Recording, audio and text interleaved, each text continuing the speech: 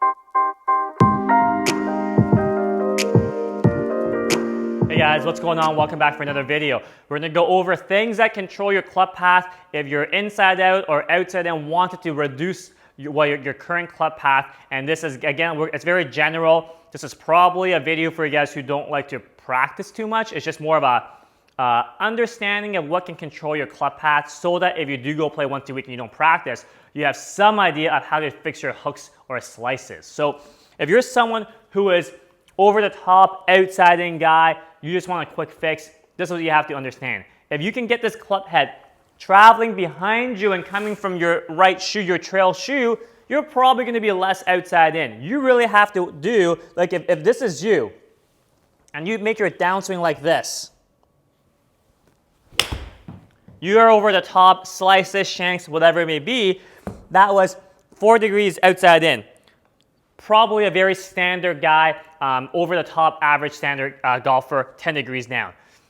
If you want to just somehow try to fix that without practicing, you really just got to do the opposite. You got to just get whatever it takes to get your arms, hands, club way behind you. I don't care how you do it. If your sole purpose is to just not be over the top and outside in anymore, all you have to do is do whatever it takes to get this club head traveling back and down and coming from behind your trail shoe.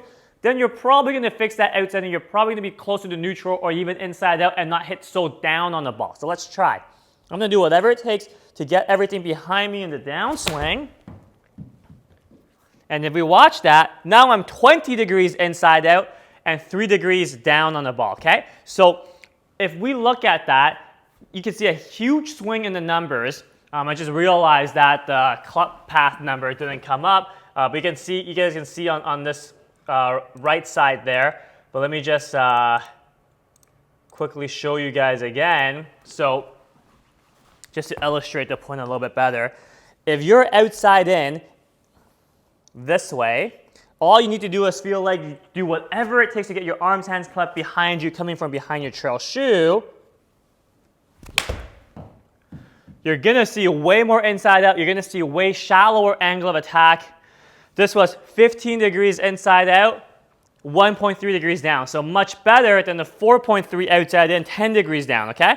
So let's just say that is actually the normal you. You are too inside out, you're hitting sweepy hooks, your inside out path is too great. What do? Well, if you know things coming from behind you is you being inside out, and again, you play once a week, once every 2 weeks, you don't have time to practice, you just gotta make sure this club head does not come still from behind you. You gotta make sure it comes more from in front of you, okay? So, judging from the last swing I just did, 15 degrees inside out, I'm coming from this way. If all I do is feel like things stay more in front of me coming from this way, that should be less inside out, and that should be more down on it. So you're gonna see 0.8 degrees out to in, 9.2 down. So obviously I exaggerated that quite a bit. But if you guys play once a week, once every 2 weeks, you guys don't practice, you guys have to exaggerate to get any changes in your delivery. So again, if you are someone who's excessively inside out, instead of having things come from behind, you may just have to feel like things come from in front. Ideally, if you work on things, I'm gonna teach you how to rotate better. But if you don't practice, it's probably very hard for you guys to do. So just as a very quick fix, just so you guys can get through the round with more enjoyable, more happiness, you just gotta feel like things come from more in front of you rather than behind you, okay? So one more time, this is for you guys who are inside out golfers, excessive inside out, you wanna be less inside out. All you have to do is feel like things come from more in front of you in the downswing.